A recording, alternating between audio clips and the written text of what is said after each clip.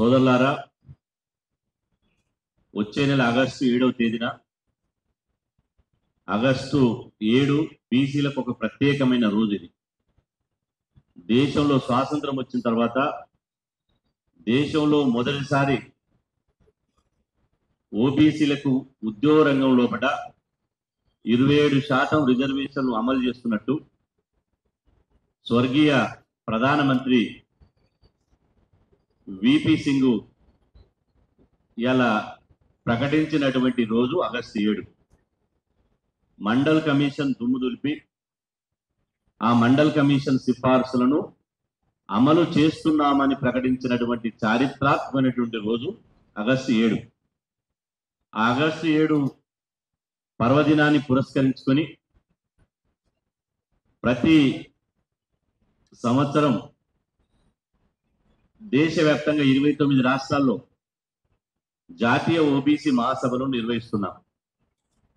ఇప్పుడు రేపు ఆగస్టు 7న గోవాలో జరిగేటువంటి ఈ మహాసభ 10వది. కాబట్టి ఈ ఆగస్టు 7న గోవాలో జరిగేటువంటి 10వ జాతీయ ఓబీసీ మహాసభకు 29 రాష్ట్రాల నుంచి వేలాది మంది ప్రతినిధులు పాల్గొంటున్నారు. దేశంలోని అన్ని అఖిలపక్ష రాజకీయ పార్టీల నేతలను, దేశంలో ఓబీసీల కోసం గొంతెత్తుతున్న ఉద్యమకారులను ఈ సమావేశంలో ఆహ్వానిస్తున్నాం. వాళ్ళు పాల్గొంటారు. దానికి సంబంధించినటువంటి వాల్ పోస్టర్ను ఈరోజు మన సోమాజిగూడ ప్రెస్ క్లబ్లో ఆవిష్కరించడం జరిగింది. ఈ ఆవిష్కరణ సందర్భంగా నిన్న మొన్న బీజేపీ రాష్ట్ర అధ్యక్షులు రామచంద్రరావు గారు, కేంద్ర మంత్రి బండి సంజయ్ గారు బీసీ రిజర్వేషన్ల విషయంలో సమాజాన్ని తప్పుదో పట్టించేటువంటి విషయాలు మాట్లాడుతున్నారు. దీన్ని మేము తీవ్రంగా వ్యతిరేకిస్తున్నాం.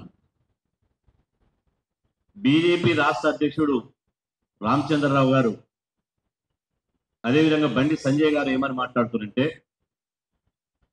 తెలంగాణ ప్రభుత్వం బీసీ రిజర్వేషన్ 42% పెంచితే ఆ 42% రిజర్వేషన్లలో 10% ముస్లిం సామాజిక వర్గానికి ఇవాళ అమలు జరుగుతాయి. కాబట్టి ముస్లింలకు అమలు జరిగేటువంటి రిజర్వేషన్లను మేమెందుకు ఆమోదించాలి అని చెప్పి వారు ఆరోపణ చేయడం జరిగింది. నేను అంటున్నా, ఒకరు రాష్ట్ర అధ్యక్షుడు, ఒకరు కేంద్ర మంత్రి. ఇప్పుడు విద్యా ఉద్యోగాల్లో బీసీలలోనే బీసీఈ కేటగిరీ కింద ముస్లిం రిజర్వేషన్ అమలవుతున్నాయి. అది ఎంత శాతం అమలవుతున్నాయో మీకు తెలియదా? ముస్లిం రిజర్వేషన్లు కేవలం 4% మాత్రమే అమలవుతున్నాయి. 4% రిజర్వేషన్ అమలవుతుంటే 10% రిజర్వేషన్లని ఎందుకు ప్రాపగండం చేస్తున్నారు? ఎందుకు అబద్ధము మాటలు చెప్తున్నారు? ఎందుకు బీసీ సమాజాన్ని, మొత్తం తెలంగాణ సమాజాన్ని గందరగోళపరుస్తున్నారు? దీనివల్ల మీకు ఏం ప్రయోజనం అని మేము అడుగుతున్నాం.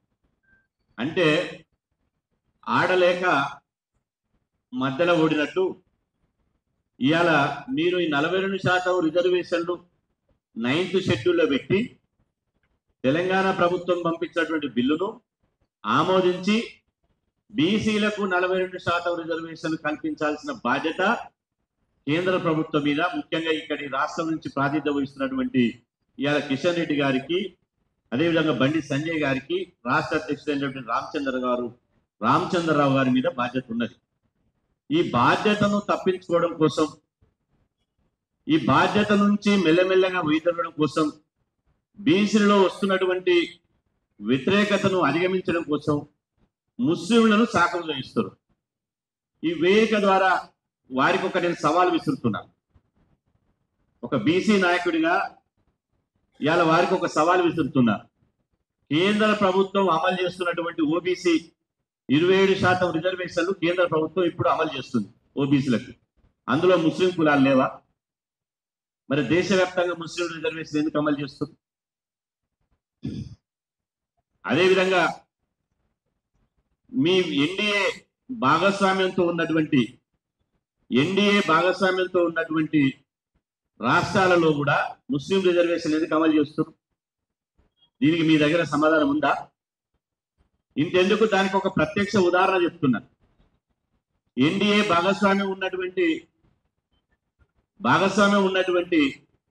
రాష్ట్రం ఏది? ఎక్కడికో మనము ఆలోచించవలసిన అవసరం లేదు. పక్కనున్నటువంటి ఏపీ, ఆంధ్రప్రదేశ్లో తెలుగుదేశం, జనసేన, బీజేపీ కూటమి ప్రభుత్వం ఉంది. మరి బీజేపీ కూటమి ఉన్నటువంటి ఇవాళ ఏపీలో మీ ప్రభుత్వం ఉంది కదా, మరి అక్కడ ముస్లింలకు 4% రిజర్వేషన్ అమలు చేస్తారు. దీని మీద బండి సంజయ్, రామచంద్రరావు సమాధానం చెప్పాలి. ఏపీలో ఎందుకు 4% ముస్లింలకు రిజర్వేషన్ అమలు చేస్తున్నారు? కేంద్ర ప్రభుత్వంలో ఎందుకు 27%లో ముస్లిం రిజర్వేషన్ అమలు చేస్తున్నారు? అంటే ముస్లిం రిజర్వేషన్లను సాకుగా చూపించి ఇంట్లో ఎలుకలు ఉన్నాయని చెప్పి ఇల్లు తగలబెట్టుకుంటామా?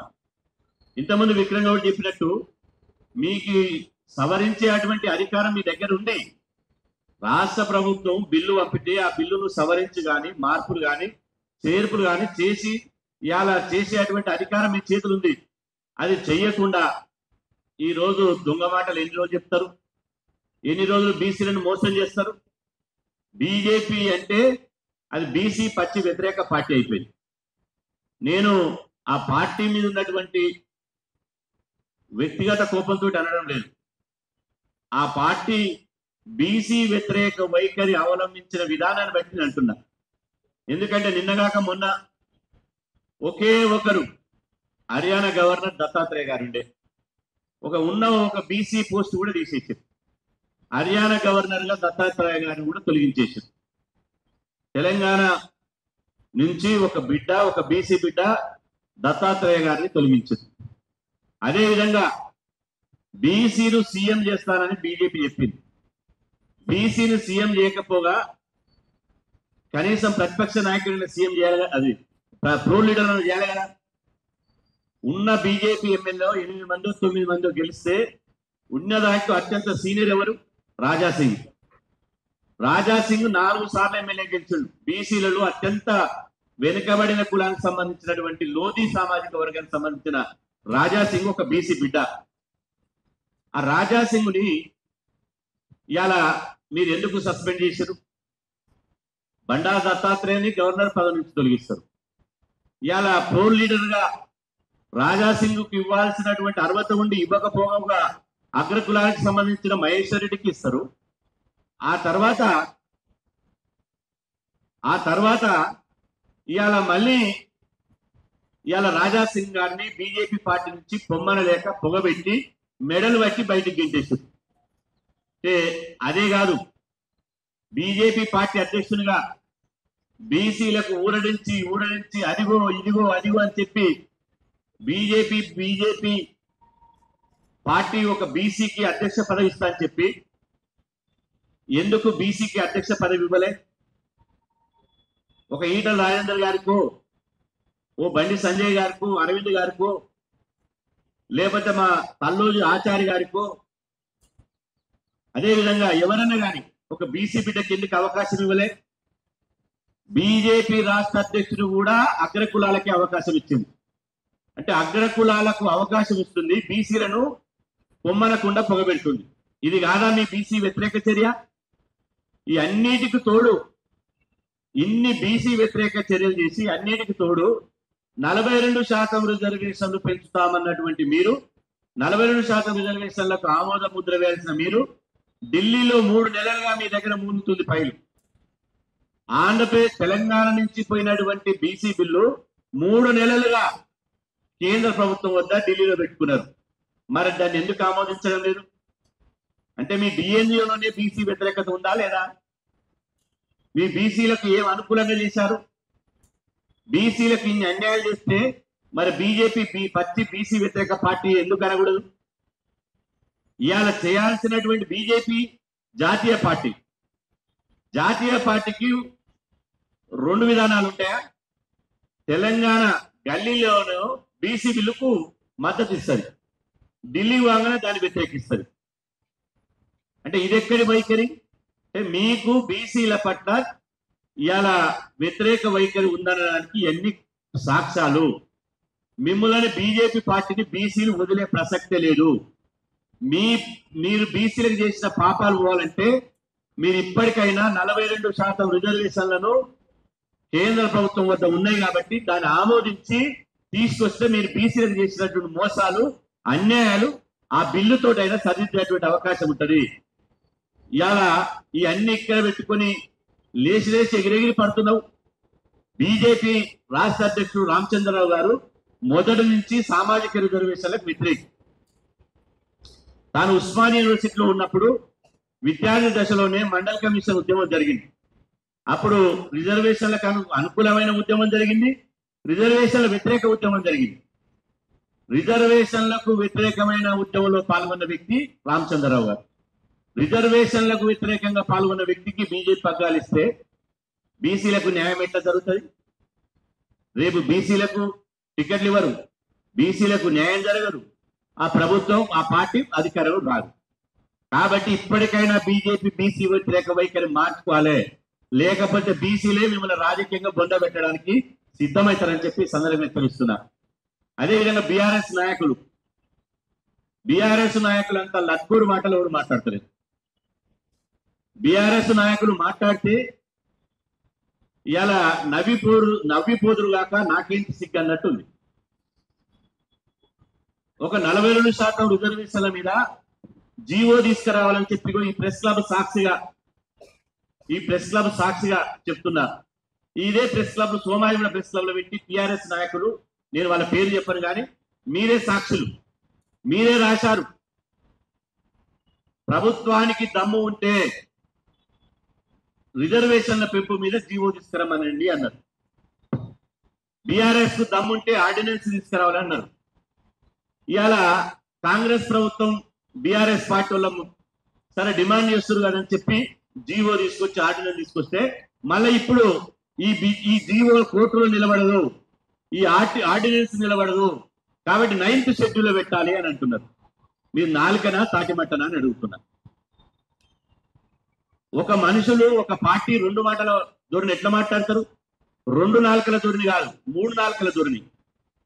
బీఆర్ఎస్ పార్టీలో ఉన్న ఒక వర్గం ఏమో జీవో దేవాలి, ఆర్డినెన్స్ దేవాలంటారు. బీఆర్ఎస్ పార్టీలో ఉన్న ఇంకొక వర్గం ఏమో 9th షెడ్యూల్ పెట్టాలి, 9th షెడ్యూల్ పెడితేనే రాజ్యాంగ రక్షణ ఉంటుందంటారు.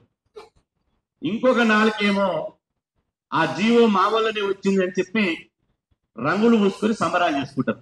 ఇంకో ఇది బీఆర్ఎస్ పార్టీ ఘన చరిత్ర. అంటే బీసీలంతా అంత అమాయకులు అనుకుంటున్నారా? కనీసం చూస్తున్నారు మా దిక్కనే, కనీస పరిజ్ఞానం ఉందా? నేను అంటున్నా బీఆర్ఎస్ పార్టీ నాయకులు నిన్న హైదరాబాద్ లో ధర్నా చేస్తారు. ధర్నా చేయడాన్ని నేను స్వాగతిస్తున్నా. కానీ ఆ ధర్నా చేసినప్పుడు ఎవరిని డిమాండ్ చేయాలి? 9th షెడ్యూల్లో పెట్టాలి అని ఎవరిని డిమాండ్ చేయాలి? కేంద్ర ప్రభుత్వం చేతుల అధికారం ఉంది కాబట్టి కేంద్ర ప్రభుత్వాన్ని డిమాండ్ చేయాలి. ఆ కేంద్ర ప్రభుత్వాన్ని చేయకుండా రాష్ట్ర ప్రభుత్వాన్ని డిమాండ్ చేస్తారు. నేను అంటున్నా, అసలు మీరు ధర్నా చేస్తున్నారు కదా, మరి కులగణన జరిగినప్పుడు కేసీఆర్ కులగణన ఎందుకు పాల్గొనలే? దాని ముందు సమాధానం చెప్పాలి బీఆర్ఎస్ నేతలు. మా బీసీ నేతలే 10 ఏళ్ళు కేసీఆర్ పాలనలో కుక్కిన పేనులుగా పడి ఆ టీఆర్ఎస్ ఉన్నారు. కుక్కిన పేను ఎట్లుంటుందో అట్లా కుక్కిన పేనులుగా నోరు తెరవకుండా, పెదవులు తెరవకుండా, పదవుల కోసం పెదవులు మూసుకొని కేసీఆర్ దగ్గర ఉన్నారు కదా. ఈ 34% ఉన్న రిజర్వేషన్లను 18% తగ్గించడానికి అసెంబ్లీలో బిల్లు పెట్టినప్పుడు నిన్న ధర్నా చేసిన నాయకులే కదా చేతులెత్తి ఓటేసింది. మీకు తెలియదు అప్పుడు రిజర్వేషన్ తగ్గించే విషయము? రిజర్వేషన్లు తగ్గించింది వీళ్ళే, కులగణనలో పాల్గొనొద్దని చెప్పింది వీళ్ళే. కులగణనలో కేసీఆర్, కేటీఆర్, హరీష్ రావు, సంతోష్ రావు వాళ్ళ కుటుంబ సభ్యులు ఎవరు కూడా కులగణన పాల్గొనలే. పాల్గొనకపోగా కులగణన జరుగుతుంటే ప్రభుత్వం ఇంటింటికి వచ్చి బ్యాంక్ అకౌంట్ అడుగుతుంది, రేషన్ కార్డు అడుగుతుంది, తోలు అడుగుతుంది. కాబట్టి ఇవన్నీ చెప్తే సైబర్ నేరగాల చేతిలో పోతాయి. దీనికి ఎవడు బాధ్యుడు? రేవంత్ రెడ్డి బాధ్యుడు అని చెప్పి గందరగోళం సృష్టించి నానా యాగి చేశారు. కులగణనలో పాల్గొని కూడా చేశారు. ఇలా అంత కూడా సంతాపం తెలిపినట్టు, దయ్యాలు వేదాలు వల్లించినట్టు ఇవాళ మీరు పునీతులు అయిపోయి మేము చూడలేదా మీరు ఏం చేస్తారో 10 ఏళ్లలో బీసీలకు మేము ప్రత్యక్షంగా చూసినాం కదా. రిజర్వేషన్లు కోర్టు తీర్పుల ద్వారా తగ్గించదని అంటున్నారు కదా టిఆర్ఎస్ నాయకులు. నేను ఒక సవాల్ విసురుతున్నా. కోర్టు తీర్పులు లేకుండా మున్సిపల్ ఎన్నికల్లో బీసీలకు 41% రిజర్వేషన్ అమలు చేసే అవకాశం ఉంది. ఆర్డినెన్స్ వద్దు, జీవో వద్దు, కోర్టు తీర్పులు లేవు. ఉదాహరణకు గ్రేటర్ హైదరాబాద్ ఉంది. అందులో గ్రేటర్ హైదరాబాద్ మున్సిపల్ ఎన్నికల్లో ఎస్సీలకు 8%, ఎస్టీలకు 1%, 9% ఎస్సీ ఎస్టీలకు పోయింది. మిగిలినంతా 41%. 41% బీసీ రిజర్వేషన్లు ఇంప్లిమెంట్ చేసే అవకాశం బీఆర్ఎస్ పార్టీకి ప్రభుత్వానికి ఉండే. ఈ విషయం మేము పోయి చెప్పినాం. అయినా కూడా చెవిటోని ముందు శంఖముల చెందంగానే 41% రిజర్వేషన్ అమలు చేయకుండా నిర్లక్ష్యంగా బీసీల మీద కక్ష కట్టి వివరించారు. మరి మీరా ఇవాళ బీసీల గురించి నేను అంటున్నా, మీకు అసలు బీఆర్ఎస్ పార్టీకి రిజర్వేషన్ అమలు చేయాలని చిత్తశుద్ధి ఉందా లేదా? ఉంది అనుకుంటే మీరు ప్రభుత్వం కులగణన డేటా తీసి బీసీ కులాల జనాభా ఎంత ఉందో తేల్చి, అందులో సామాజిక రాజకీయ వెనుకబడిన ఉందో తేల్చి, దీనికి ఒక డెడికేటెడ్ కమిషన్ ఏర్పాటు చేసి, దీనికి ఒక ప్రక్రియ, న్యాయ ప్రక్రియ, శాసన ప్రక్రియ, అన్ని ప్రక్రియలు కంప్లీట్ చేసుకుని ఒక చట్టబద్ధంగా పోవాలనుకుంటే మీరే బీఆర్ఎస్ పార్టీ సపోర్ట్ చేయవలసింది పోయి, బీఆర్ఎస్ పార్టీ స్వాగతించాల్సింది పోయి, మీరే ఆ జీవో నిలబడలు కోట్ల కొట్టేస్తారు. మీరేమన్నా జ్యోతిష్యులా? బీఆర్ఎస్ నేతలు నాయకుల జ్యోతిష్యులా? జ్యోతిష్యం చెప్తుర్రా? జ్యోతిష్యం పెట్టుకోండి, ఆ చిలకలు పట్టుకొని కూర్చోండి. అంటే మీరే బీసీలకు రిజర్వేషన్ అందొద్దని కుట్ర ఉంది. ఓరన్నా రేపు కోట్ల కనుక కేసేస్తే అది మీ బాధ్యతే. ఎందుకంటే తెలవనోనికి తెలిసినట్టు, ఎవరికి తెలవనోనికి తెలిసినట్టు కోట్ల కొట్టుడు పోతుంది, కోట్ల కొట్టుడు పోతుంది, కోట్ల కొట్టుడు పోతుంది 1,00,000 సార్లు అంటున్నారు. నేను అంటున్నా, నిజంగా మీకు చిత్తశుద్ధి ఉంటే మీ కేసీఆర్ గారిని ఢిల్లీలో దీక్ష కూర్చోమనండి. మేము బీఆర్ఎస్ పార్టీని నెత్తిలే మోస్తాం. నిజంగా బీసీల పట్ల చిత్తశుద్ధి ఉంటే కేసీఆర్ గారు ఢిల్లీలో దీక్ష కూర్చోమనండి. కేసీఆర్ మౌనవ్రతం పాటిస్తారు. అదేవిధంగా ఇంకా గమ్మత్తైన విషయం ఏంటంటే, నేను చివరిగా చెప్పేది, సమయం అయిపోయింది. బీఆర్ఎస్ నాయకుల వైఖరి ఎంత గమ్మత్తుగా ఉందంటే, కేటీఆర్ గారు, హరీష్ రావు గారేమో పొద్దుగాల ప్రెస్ మీట్ పెట్టి, రేవంత్ రెడ్డి నీకు దమ్ముందా, నీకు దమ్ముంటే స్థానిక సంస్థల ఎన్నికలు పెట్టు అని డిమాండ్ చేస్తారు. వీళ్ళే హరీష్ రావు, నేను పేపర్ కటింగ్స్ క్లిప్పింగ్స్ అన్ని చూపిస్తా. హరీష్ రావు, కేటీఆర్ గారు కాంగ్రెస్ ప్రభుత్వాన్ని డిమాండ్ చేసేది ఏంటంటే, మీరు ఓడిపోతామనే భయంతో స్థానిక ఎన్నికలు పెట్టకుండా పారిపోతుర్రు. మీకు దమ్ముంటే స్థానిక సంస్థల ఎన్నికలు పెట్టాలని బీఆర్ఎస్ పార్టీ ఉన్నటువంటి హరీష్ రావు, కేటీఆర్ డిమాండ్ చేస్తాడు. అదే బీఆర్ఎస్ పార్టీ ఉన్నటువంటి మా బీసీ నాయకులు మళ్ళా సాయంత్రం ప్రెస్ మీట్ పెట్టి 42% రిజర్వేషన్లు పెట్టిన తర్వాతనే ఎన్నికలు పోవాలంటారు. అంటే ఒక పార్టీ, అది పార్టీ పాండబన, ఆ పార్టీకి ఏమైనా సిద్ధాంతం ఉందా? మేము పూలే జయంతి రోజు పోస్టర్ ఆవిష్కరణ చేద్దామని హైదరాబాద్ సంబంధించిన ఒక మంది దగ్గరికి పోతే ఆ పోస్టర్ ని తీసి అవతల వరేసిపోయింది. ఒక్క నిమిషం కూడా పోస్టర్ ఆవిష్కరణ చేయడానికి టైం ఇవ్వలేదు. ఆయన నిన్నొచ్చి పెద్ద పెద్ద మాటలు మాట్లాడుతుంది, జై బీసీ అని. మరి ఈ కమిట్మెంట్ 10 ఏళ్లలో ఎక్కడ పోయింది అని అనుకున్నాను. కాబట్టి దయచేసి ఇప్పటికైనా బీజేపీ, బీఆర్ఎస్ నాయకులకు నేను విజ్ఞప్తి చేస్తున్నా. ఇవాళ ఒకవైపు 9th షెడ్యూల్ కోసం కేంద్రం మీద ఒత్తిడి తీసుకొచ్చి, ఇప్పుడు జూలై 21 నుంచి పార్లమెంట్ సమావేశాలు జరుగుతున్నాయి కాబట్టి ఆ పార్లమెంట్ సమావేశాల్లో కేంద్రం స్పందించే విధంగా పోరాటం చేయండి, కేంద్ర ప్రభుత్వాన్ని ఒప్పించండి. రెండోది, రాష్ట్ర ప్రభుత్వం తీసుకొస్తున్నటువంటి ఆర్డినెన్స్ ను, జీవోను ఒక రక్షణ కవచం లాగా ఉండండి. ఈ రిజర్వేషన్లకు వైపున నిలబడండి.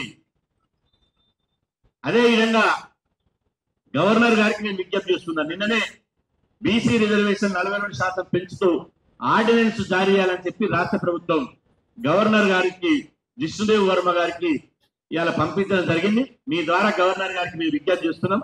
దయచేసి బీసీల విషయంలో సానుకూలంగా వివరించి ఈ రిజర్వేషన్ల ఆర్డినెన్స్ ను తొందరగా ఈ ఈ లపంగి సన్యాసుల మాటలు వినకుండా దయచేసి బీసీల పట్ల సానుకూలంగా ఉండి ఇవాళ ఆ బిల్లును యథావిధిగా అమలు చేసి బీసీలకు న్యాయం చేయాలని చెప్పి ఈ సందర్భంగా మీ ద్వారా విజ్ఞప్తి చేస్తూ కోర్టులకు పోతుర్రు అని ఒకటే కారుకూతలు కూసే వాళ్ళకి నేను చెప్తున్నా, బిడ్డ కోర్టుకు పోయేవాడు ఎవడో మేము తెలుసుకుంటాం, వాళ్ళ మూలాలు ఏంటో తెలుసుకుంటాం, ఎవడు ఫైనాన్స్ చేస్తుండో, ఎవడు ఎంకరేజ్ చేస్తుండో, ఎవరు వాళ్ళని ఇవాళ న్యాయస్థానాలను అడ్డుపెట్టి బీసీలను నోటికాడు ముద్ద గుద్దుకోవాలని చూస్తున్నారో వాళ్ళని గుర్తించి వేటాడి వాళ్ళని భరతం అని చెప్పి సందర్భంగా తెలుస్తున్నా. ఇవాళ మా ధర్మం మేము 60% జనాభా ఉంటే 42% అడుగుతున్నామయ్యా రిజర్వేషన్లు. మా జనాభా దామాసి ప్రకారం కూడా అడుగుతలేము. మరి మీ ఈడబ్ల్యూఎస్ రిజర్వేషన్లు మీరు 10% ఉంటే 10% రిజర్వేషన్ అమలవుతుంది కదా, మేము అంటున్నామా? మీరు 10% ఈడబ్ల్యూఎస్ రిజర్వేషన్లు ఎంజాయ్ చేస్తుంటే మాకంటే కటప్ మార్కు తక్కువ వస్తున్నా కూడా మేము సపోర్ట్ చేస్తున్నాం కదా. మరి మేము పెద్ద మనసుతోటి సరే మా సోదరులని ఓపిక పట్టుకొని ఉన్నాం కదా. మీరు కనుక అగ్రకుల సోదరులకు నేను విజ్ఞప్తి చేస్తున్నా, దయచేసి మీ సోదరులు ఎవరు కూడా ఎక్కడ న్యాయస్థానాలు కానీ ఇంకొక పోనీయకండి. ఒకవేళ అగ్రకులాల సోదరులు పార్టీల భ్రమణ పడి అగ్రకులాల నాయకుల మాటలు నమ్మి పోతే మాత్రం ఈడబ్ల్యూఎస్ రిజర్వేషన్లు ఎట్లా అమలవుతాయో, ఏ విధంగా అమలవుతాయో, దాని కథ ఏందో, దాని కామేష్ ఏందో మేము చూసుకుంటాం. థ్యాంక్ యూ, ధన్యవాదాలు.